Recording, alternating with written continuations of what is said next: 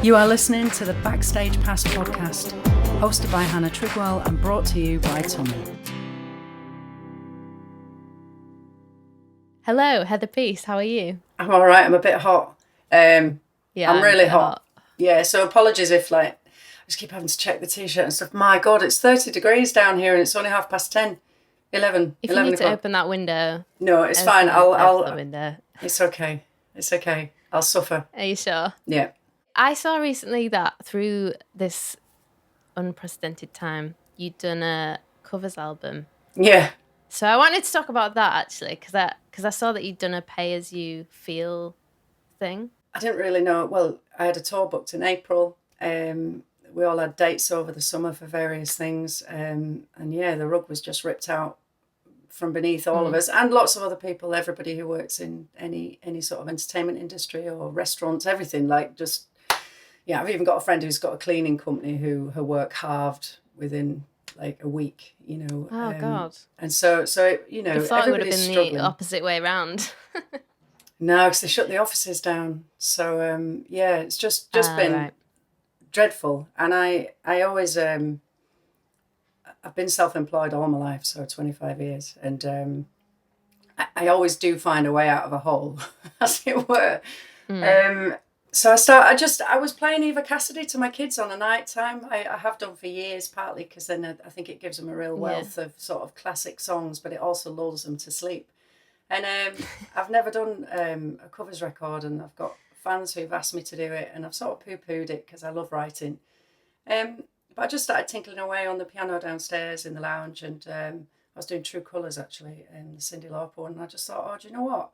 I'm going to do my own sort of Eva Cassidy-esque style thing, and try and not do the songs that she's done, although she's done that one, and just see what happens. And it took a lot longer than I thought because I've got the kids at home all the time. So I was coming up here into my tiny weeny studio space and laying stuff down. The first thing I did was invest in a really posh vocal mic, the Neumann thing, because that was the one thing I could never capture when I was doing demos. And that's a really bright Neumann, so it just brings it out because I'm a little bit sort of squished. I just started doing that stuff and pinging it over to Michael, my guitarist, and then pinging it over to Paul, who just played cajon. It's just really simple percussion on some of the records. And then Charlotte Ridley, who's worked as producer on stuff before, co-producer this time on other stuff. Yeah, pinged it over to her and she just sort of finessed it really. There's nothing else on there, but she sort of finessed the acoustic stuff. So yeah, and I had a product at the end. Then I'm like, well, what am I going to do with it? And so what were we talking about in terms of, okay, we all have to make a living, and the only way we can do that these days is live gigs, and they're gone. Because the minute I don't get enough streams to warrant being properly paid to support my family. So I sort of made the decision not to put it on any streaming platforms. It's not going to be on iTunes. It's not going to be on Spotify. It's not going to be anywhere. And just to do it that way, directly from my website, really. Are you still distributed by Absolute? Yes, I am, but I'm not going to do it this time because then they put it into HMV and Amazon and all of that stuff, and it's the same thing. It's the same thing. The return that we get back is not. Well, Yeah, that's true. And just what you were saying about streaming numbers, it's like the amount of streaming numbers. If you were just solely relying on streaming to pay your bills, you'd have to be.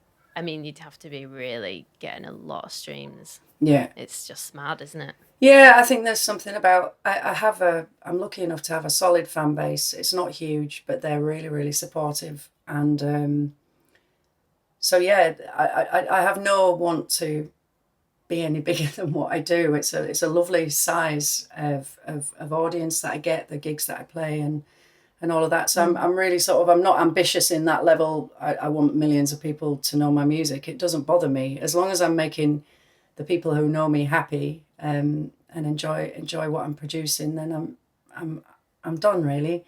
So I did the. You always felt like that? No, not at all. Back in 2014 when I did an album called The Thin Line, that was ridiculous. And I did like a 2-week radio tour started in Scotland all the way down south, 3-4 local radios a day, just to get my name out there and build a much bigger base. And it was fantastic because the gigs I sold out then were between 500 and 800 seater venues. It was absolutely amazing. But for the amount of work that went into it, I don't think I could keep that momentum going. To get 800 people in a venue, it's so much work. So I'm happier to play these sort of smaller 200, 300 venues. Not always sell them out, but like, yeah, it's kind of nice. It's kind of nice. It takes a while to have like a real insight into what you actually want, I think, with music. Like when you first start out and you're like taking it seriously, I don't know about you, but I just felt like, I need to be as big as Mariah Carey, or just stupid stuff. Well, not necessarily stupid, but just I didn't really know what I wanted it to be because I only thought it went one way or crashed and burned. So yeah, I think a lot of people are going to resonate with what you're saying there. And touring in general is like great. Playing the shows is great, but playing the shows is like, what would you say, like 5% of touring? I know. It's just like it's that crazy, that hour and a half. Yeah, it's everything else that goes with it, really. And I suppose having a family as well changes all of that. Yeah. Because I was doing tours in Australia as well, which I did do one a couple of years ago, but I just... Oh, wow. I sort of can't... How was that? It was amazing. It was amazing. But the last time... That sounds great. The twins were 8 months old, and that was hard. I mean, as much as I love Australia, it was really hard being away for 3 weeks from them. I've been an actor and a musician all of my life. It's all I've ever known. And it's like, how do you measure success? And as I get older, like, success is happiness. It's being happy, and it's being able to make a living out of something you love. Like, you work 3/4 of your life, make it something you enjoy. And I've done those things. Sometimes it's been tight. Sometimes it's been really tight. But yeah, I don't. It's not about having a number one record. Of course, that'd be great. But there's a lot of crap that goes with that as well. Like, if you're that famous, like, no. I can go and do a lovely gig and everybody's had a fantastic night and waiting for me outside to sign my name or whatever else. And then I can go down to Sainsbury's and nobody knows who I am. I mean, that's quite a nice balance. That's perfect. That is perfect. Yeah. I always feel sorry for people when they, like somebody really big gets papped outside the shop getting milk and they're hungover. And I'm like, that, is it worth it when you're like, really so massive that you can't go to the cinema with your partner? Or no. But then it's such a hard balance to strike because everybody in, or at least a lot of people in the industry would mark success as how well known you are. It's not, though. It's not. No. And it's about, I absolutely love my fans, the people that come to the gigs, and between us, we've built something really nice. Like, the people who come to my gigs know it's going to be a really pleasant evening. Like, the kind of people that I attract, there's never any bottles of beer chucked over anybody or like just any ridiculous nonsense. It's just like a really nice night. And I think once you know your fan base and you can nurture that, it's so important because ultimately they employ you. And I think it's important not to forget that. Because you are only working because they still want to hear your music or whatever else. I think it's just about nurturing. I see you do it. You do it all the time, don't you, with your Patreon and stuff like that? You sort of. I feel like my fan base, like core fan base, is not actually loads of people, like you say, but those people are always there and in a lot of ways and on different social medias and actually sometimes on iMessage. I talk to them and they're like, a lot of them are my friends as well. Yeah. And so like that's really nice. I really like Patreon. I think it's crowdfunding in general just feels really good to me when it all goes smoothly. But like Yeah. Patreon is such a good platform that's like a social platform, but that is also like monthly crowdfunding. That obviously you feel as a creator that you've got you kind of have a responsibility then to keep sharing stuff and good stuff with a select group of people, no matter what else is happening in that month. But they're always there, and they're like a soundboard for demos and stuff. So I really do like Patreon. I've used PledgeMusic before, and I know that you used Pledge, Yeah. and that's something else. Yeah, I mean that was I've had literally 2 years from hell, like within the music industry, and the fans were there to totally pick me up. I put Has out, that finished now for you? yeah, I mean they've just crashed and burned, Right. bankrupt, took everyone's money. It was absolutely Oh, God. disgraceful. Yeah, so I did a whole album and they never gave me the funds, but I had to pay everyone. So essentially, what I did was wrote the album, did the album, paid everybody. And also I'd still fulfilled all my pledges. So for example, there was 400 albums that were sold. I still had those produced and sent them out. I still did every single pledge. The whole experience took about 18 months. Whoa. It was things like I did MP3 cover songs for people. I did 60 handwritten song lyric sheets. I did I played 3 people's weddings. I mean, the last wedding I did, and I still had to pay my guitarist, Michael. So I'm paying to play at someone's wedding. It was, but I'm proud of the way that I think some artists perhaps didn't fulfill their pledges, and especially smaller bands where you have to actually pay for the products. I think quite a lot of artists where it wasn't paying for the products, like the handwritten song lyric sheets and stuff, people still fulfilled, but it was absolutely disgraceful what happened. And, sort of learning more and more about it, how they bought plusher offices and the CEOs had these ridiculous cars and all of that was our money. And they were operating a kind of... Did they not sell that off to... No, they just went back. No, they sort of asked for this 60-day period where they were working out what to do, but all the time they were just siphoning it off. And then ultimately all you've got left is a website because everything else is rented, right? And if that website, if nobody believes in your product anymore, because you've just literally screwed everyone over. Yeah, it was a bitter pill to swallow. And I don't think it would have hit me as hard if I hadn't have had the kids. But I'd take, not only had I not earned any money towards the family, but I had taken so much time away from being with my family to fulfill everything that was within Pledge. It was a really difficult thing to take. But I'm over it now. We're just talking about it for this. And I had massive support. I found my way out of that by releasing a live album from a gig. I got a company in to come and record everything properly. And then I mixed it myself at home to the best of my ability. And let the fans know that this was my way of trying to pull my way out of this hole that Pledge had left me with. And they were bang on it. And they bought the live album, or the live DVD, I can't remember. But so I think that really counts for something as well if you're just super honest with the people that support you. Just let people know where you're at. And that was when we're talking about the pay what you can. So I did the CD for this new album, right? And then I thought, I do want to get a digital download out there. I don't want it streaming. So I offered it up because a lot of people have lost their jobs. Everybody's like, loads of people are broke. So I wanted everyone to be able to have the record if they wanted it. But I wanted to let people know, I don't know, if you had been making hand wash or toilet roll, you put in a couple of quid more. Do you know what I mean? Yeah, I liked that video. Yeah, but it's true.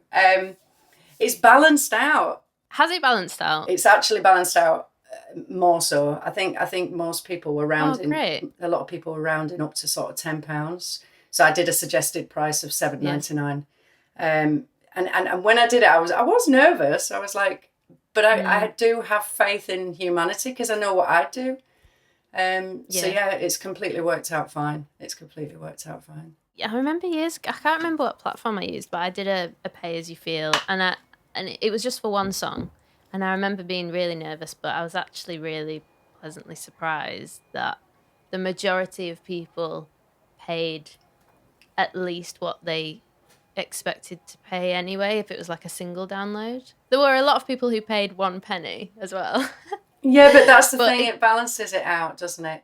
it does. And Yeah, I think it does. at this time during the pandemic and everything, I think it's given people a time to look at themselves, and they will, whoever did pay £1, I think they genuinely will have needed to pay £1. Do you know what I mean? Like, there's no Yeah. judgment on any of it, because so many people have lost their jobs.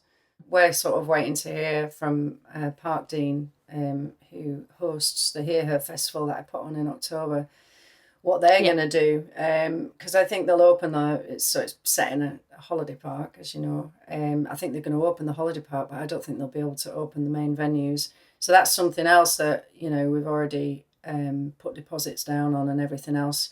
So I have to see what happens with that. But I don't see how that can happen either. And also for us, like, they can't sort of tell us in September, oh yeah, you can go ahead and do it, because it's like, oh, it's kind of 4 weeks away now, so that's not really viable, because we haven't even broken even yet in the first 2 years. You know how hard it is to start something like that. So yeah, I mean, I don't know what people are going to do. I've already been thinking. So my tour got pushed back to September from April, and now it's been pushed back again to April next year. And if in April next year it's like you still can't have 200-300 seater venues, I'm going to just pull all of it and just go back to doing cafe bars, which is literally what I did right at the beginning, when I first properly hit the road with stuff, like back in 2009. I did. There's loads of amazing little cafe bars. There's a great little place called the Guitar Bar in Nottingham, which is literally 50 seater, because they might turn around and say, yes, you can have gatherings of 30 to 50 people. Yeah. And if that's the case, I won't do full band. I'll just take Michael, be me and Michael again in the car. And you just have to do like 200 gigs instead of 20. I don't know. But you know. I always have a much more wholesome feeling after I do an intimate gig. I don't know about you, but it's way more special, because you're actually you feel like you're there with people. Well, you're chatting to them as well, aren't you? That's the thing. Like, if when you've got all the lights on you and there's like lots of people all crammed in, then you can't really have that connection. But with with the small intimate gigs, I used to love that cafe bar stuff. There's the Chattery in Swansea, and there was loads of little places. Have you played at the Comfy? I think it's called Comfy Bookshop in Coventry. No. I think you'd like that. Add that to your list of your cafe bars so you can hit. I will. I should start putting a list together now, because like we need plans. They're going to be all booked up by the time. I know. I might just get myself like a portable sound system and just go from beach to beach on the south coast. I don't know, with a cap that people can flick coins in. Although by that point we probably won't use money anymore, will we? It'll all be cards, because we can't touch anything. Yeah. I started lockdown with short hair. I've got a bobble in now. I've been all right, because I've got these headphones to disguise what is a very grown out bob. Now that you're working from sort of both sides of the stage, with performing on it and backstage, organising it, which do you prefer? Do you prefer one? Yeah, front of stage. Do you? Yeah, it's absolute BS doing this festival, honestly. I mean, it is, honestly, it's all the stuff I hate, which is like emailing, getting on the phone. I'm hopeless at getting on the phone. I hate phone calls. I'm so weird about it. I even make Ellie phone up for the takeaway. I'm so weird about phone calls. And I feel way more socially awkward on a phone call than in person. Like this, yeah, completely. And I feel my diaphragm go weird when I'm trying to... They're just like, can you tell me your name? And I'm like, Hannah Trigwell. I don't even know what happens. That's so weird that you've got the same thing. I am so weird about it. And of course this is like having to phone like musicians' agents, and honestly it's just another experience. I think as an actor and a musician, I'm like really surprised about how well respected and well treated I've been, I will never ever take it for granted again, because honestly, I have been spoken to like shit by, Really? yeah, booking agents. Honestly, I might have to. Wow. If we actually like made the festival a success, I would have to literally get someone else to phone the booking agents. I've wanted to swear at them so many times. Like you had to talk to like the smallest of the lowest of the low. It's bizarre. Why? Are you asking for something that's very no out of order? No, because we're an unknown festival, right? And they just obviously they're bigging up their clients and whatever else, but it's been the weirdest, most confidence knocking experience I've ever had in my life, has been trying to organise this and book artists. Yeah. It's not managers. Managers are fabulous. And you speak to the manager and it's lovely and it's great. And then they give you the booking agent's number and you're like, oh God, okay. I was hoping I was going to deal with you, but I'm not. Okay. So yeah, if I could take that away from me, I'd love to just curate and then get someone else to do all the phone calls. Was it in October? Yeah, the actual weekend. And it had all come together despite the technical difficulties and whatever festivals have. But it was great. Yeah, it was Everyone good vibe. had such a great time. It was really good. I'd really, really like it to build and build. I mean, whether, I don't know what we'll do. If it doesn't go in October, I was thinking about starting this from the grassroots up again, because this was always meant to be a platform for new, brilliant artists. Not necessarily new, but just brilliant artists that hadn't sort of had a leg up, as it were. Yeah. And it's been, I think what's been hard has been trying to book headliners and stuff like that. That's where it's been very difficult on our side. Right. And actually, do we need to do that?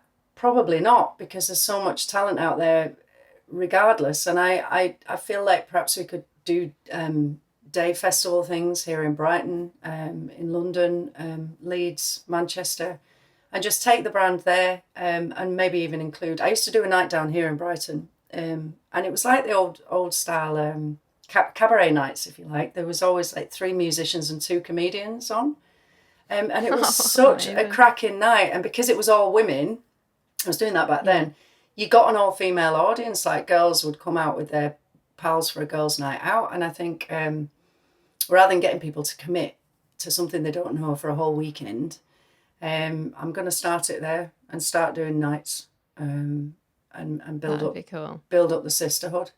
Because if you're doing that every month, then people start going, this is actually a really wicked night. Let's just let's just go with my gal pals. Obviously, boys are allowed. But but nobody's a funny thing, right? It's a funny thing. I know. Because girls will go to a festival that's all men, but not that many men will go to something where it's predominantly women, and that just says enough about our society, quite frankly. If I was like a billionaire, the first thing I would do is put on an all-female lineup music festival that's the best of the best. And when you start going through and putting them all on the same bill, your Beyonce, your Janelle Monáe, Pink, crazy. Whatever. Like, it's like they are there.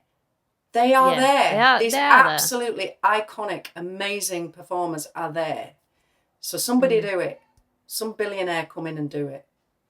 I blooming would. Do you ever like send emails out to artists that you're like, never in a million years are they going to go for this? Because I sent an email recently to try and get, I'm not going to drop the name, a performer on this podcast, and they can't do it.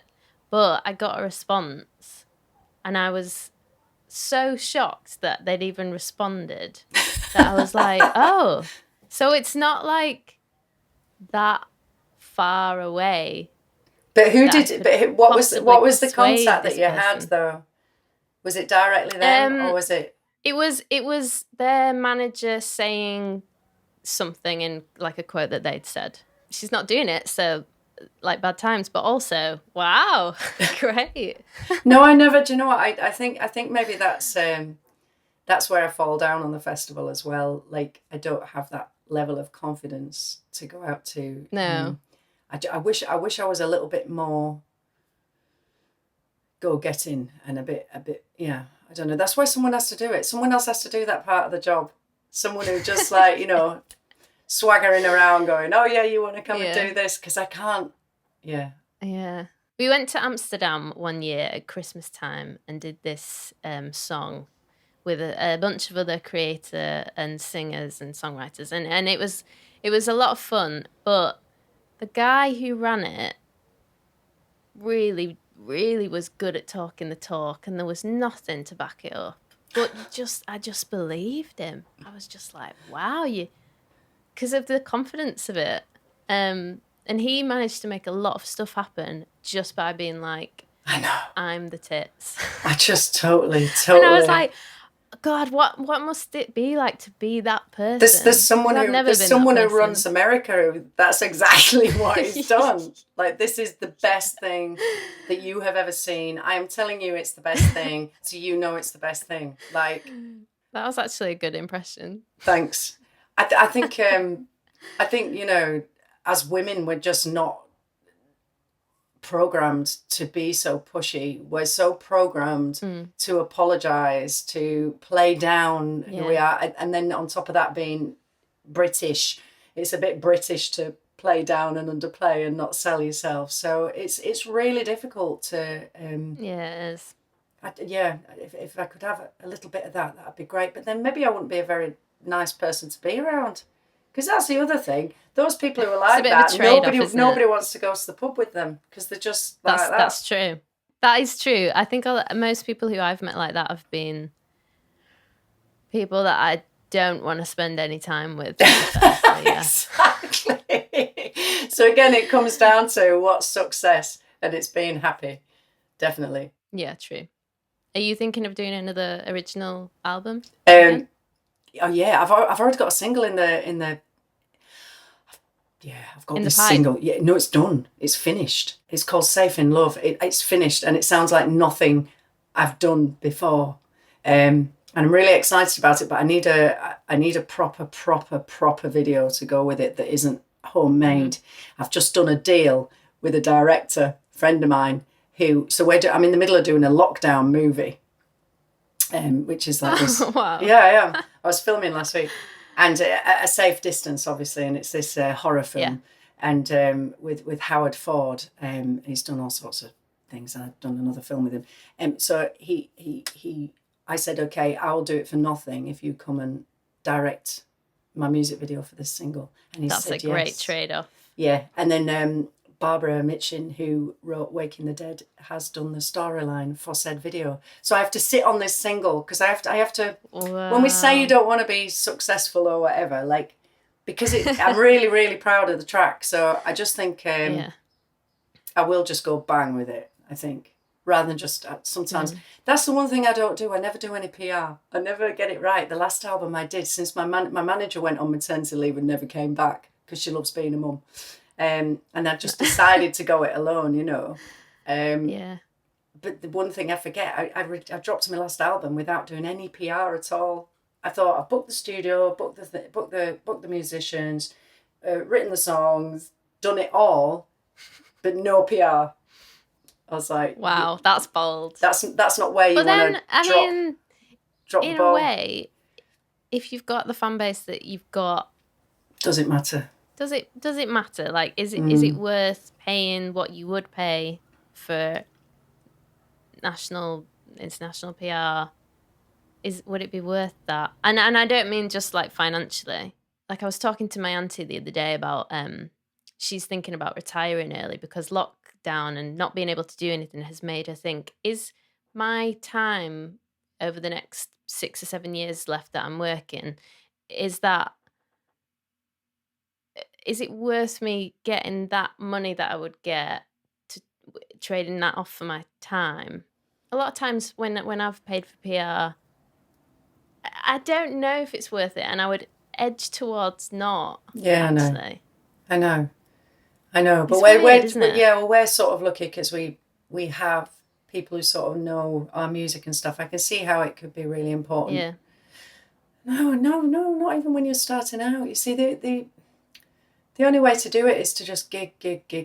You know, when I think about that cafe bar tour I did all those years ago, you know, 50-seater venues, you know, and working up to 2014, the massive Thin Line tour. That's the biggest one I've done, and now it's gone back down again.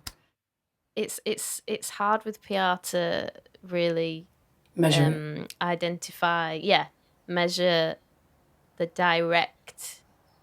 Well, if you're just thinking about sales, but then, you know, you performing in a room to 50 people is going to do a lot more to persuade them or like entice them with your music than an article in a massive magazine. I think it's something about, so that with the festival and stuff, I've been thinking about it a lot anyway, and I think there's something about artists like yourself, myself, you know, Stars and Bam Bam Romeo, all the artists that I've had on the Hear Her stage, sort of getting together and supporting each other, because the fact is, like, if you come and play at a thing that I'm at, I know that my audience would then get into you and buy your material. I think there's something about a collaborative thing that we probably need to work on together. And we maybe should do an album. Well, exactly. Why not? My fans being introduced to you, your fans being introduced to me, and likewise, and everybody feeding into each other. We have to find a new way. You know, we blatantly all want to support each other as musicians. It's just in our DNA. Do you know what I mean? That's what we do. It's why I started the festival. It took up most of my life and literally cost me a fortune. Do you know what I mean? But it was what I believed in and what I felt was fair and right, which is just giving people the next push, you know. And I don't know, there's got to be something collaborative amongst us. And I'm not just talking about an all-female thing. Even if it was just a single track. I've got a single already for International Women's Day next year. I didn't get it out quick enough. I'm going to send it to you after this. Yeah, I wrote a song that I wanted loads and loads of women to sing on. I will send it over to you. And I didn't have enough time before International Women's Day this year, which was like the 8th of March or something. So I thought I'd save it. Yeah. So should we do that? Yeah, good shout. Okay. Yeah, why not? Yeah. You heard it here first. You might listen to not? it now and just go, oh no, that's awful. I don't think it's awful. No, I'm sure it's not. Did you write it? I did write it, yeah. It's fine. Well, it's not going to be bad then, is it? No. Come on. It's a bit Believe in yourself. No, it's a little bit cheesier than maybe, no, I don't know. The lockdown film sounds really cool though. It's a horror film, yeah. I said to Howard, are you sure about doing that at this time when everyone's like literally a bit anyway? But he's adamant. It's all about working with people you like, isn't it? And he's got a gorgeous energy. Yeah. I do think people undervalue the traditional trade. Yeah, it's a total trade-off. Trading one thing for another thing. Yeah, he just started saying, you know, I'm doing this myself, and it's got, you know, I've got not much budget because he's literally doing it himself. And I just said, I don't want pain, but you have to come and do my single. It's like, right, okay. Yeah, it's proper old-time trade-off. Swap some bread for some eggs, awesome. You know. But the single's ready right now. It's Are you done. planning to do the video soon? Yeah, the single's finished. Quite annoying that it's just sitting here, but I just don't know. That's my problem. Not having a manager, I don't actually know what to do with it. I produce the stuff and then I'm like, what do I do now? Do you know? Did you produce it? No, Charlotte did it. Charlotte Ridley. So I sent her over the demo, and then she sent me something back, which was just wild. It was like you couldn't have been far. more. Yeah. And then between us, we honed it in a little bit. So it's not so James Blake because some of the stuff is wild and amazing. But I don't want to completely alienate the audience I've already got. So they do need taking care of. It was, but she's genius. Charlotte's genius. Like she's like an oil painter with her soundscape, and like it's just insane. So I pulled it back a little bit, and we literally did the lead vocals in London about a week before lockdown. So then we were working on the final mixes and stuff electronically in the first part of lockdown. You seem excited about it then. I am. I want to hear it. Can you send me it? I'll send it you. And what are you doing? Have you got any stuff coming up? Yes. Sort of every 6 to 8 weeks I'll be releasing a single, and they will come together as an album. Are you mixing and mastering? Are you I'm not. No, I was going to say I can't even. I mean, I I could try and do it, but I feel like for the amount of time I would spend doing that, it would not be a good product anyway at the end of it, because I'm so amateur at mixing. Yeah. So I try and delegate stuff like that out. At the moment, I'm just thinking of dropping every one as a single, because when I put out my first album, the singles, as they naturally do, got listened to a lot more than the rest of the tracks on the album. But there were some tracks on the album that I was like, oh, but that's like such a good like that track means the most to me. Why didn't I put that out as a single? But now I'm just sort of like, maybe I should just release every song as a single and just give it as much chance as possible for people to hear it. So that's the plan at the moment. Yeah, I mean, what are people doing with albums these days? I don't know. I've got a record player, and sort of listening to like favorite records is just an absolute joy, like Purple Rain or Rumours. Yeah. There's a real placement of where the songs are and the spacing in between the songs and all of that stuff that I absolutely love, and I've kind of gone back to that. I'm just sort of collecting records now. Well, that leads me nicely into my penultimate question, which is, what is your track of the week? This week? Well, just the track that you're listening to a lot this week. I literally haven't. I've literally been listening to Radio 4. I love Radio 4. Oh, on a long car journey, Radio 4 is the one. I have, yeah. I have. What have I been putting on, though? They don't play any music, do they? No. I've got my woman's hour. Then I'm not so keen on the plays. Basically, anything with actors in, I turn it off. That's really bad, isn't it? I don't know why that is. Maybe you should be telling me. I literally don't know what's in the charts right now, but it's probably because I've been up here, like, just... I'm not clued up on the charts at the moment. Well, what's your track of the week, then? Do you know what I've been listening to a lot lately, which is going to make me sound really boring? Desiree. Oh, Desiree's amazing. Desiree's amazing. We tried to get her. We wanted to get her for the festival. Did you really? Yeah. She's amazing. That would have been great.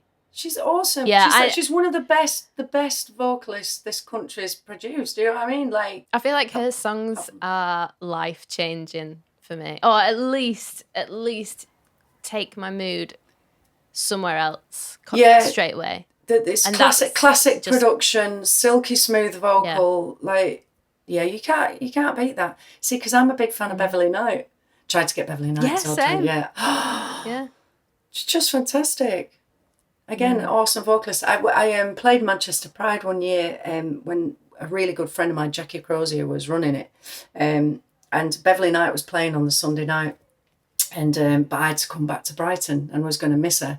And Jackie knew how big a fan I was, and so she took me into the main... I basically watched her 2-hour sound check on my own, just with Jackie. Wow. And she's phenomenal. She was just sound checking, and it was like...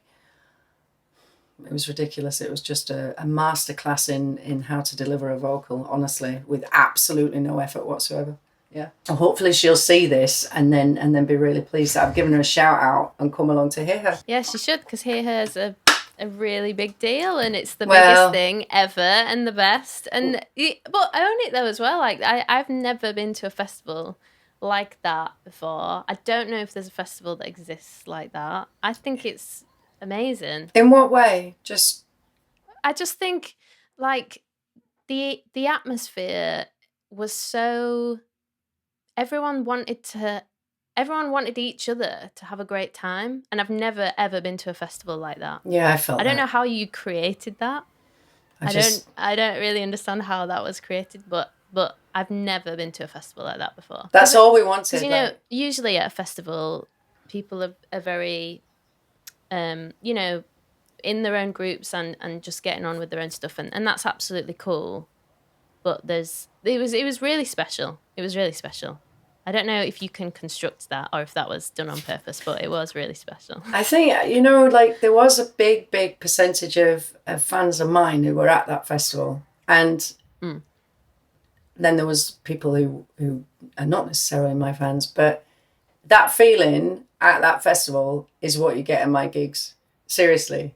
I don't know how I've attracted... Yeah, and I don't know whether that just filtered to the rest of the festival goers that were there, but there was... All I could say... It just felt quite kind, Do you know what I mean? Yeah. It felt quite Yeah. kind and warm and welcoming, and I felt like everyone was about to buy me a drink. yeah. Everyone. And not for any reason other than, oh, you're a person. Hey, do you want a drink? Do you know what I mean? It was just great. It was cool. Yeah.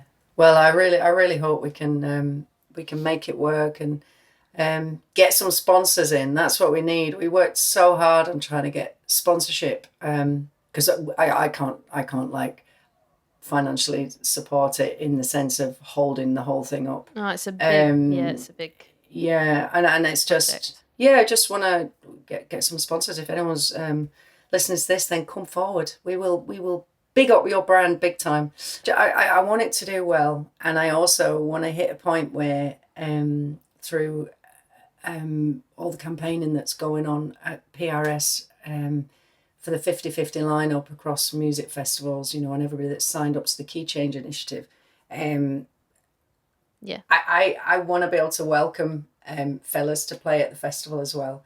I thought it'd be interesting if we take the whole sort of festival lineup across the year, and whatever percentage was women at other festivals, we'll allow that percentage fellas to play it here. Or we don't let them play until it's 50/50, and then we'll, welcome with open arms our first fellas, yeah. Yeah, it's such a tricky one, isn't it? Yeah. Unfortunately, we are out of time, but it's been great speaking to you, and thanks very much for chatting with me. I'm going to ask you one final question, which is, what is the best lesson that you've learned in your career so far? It's quite a famous lesson, really, and that is be kind to everyone on your way up, because you never know when you're on your way down. And do you know what? That's a good one. It's so true. I mean, I am naturally the same to anyone that I meet in my life. That's just who I am, thankfully. But, when I did a TV show called London's Burning back when I was sort of 23, there was a guy who was like the runner going and getting everyone a cup of tea, who's now like so high up at ITV. Really?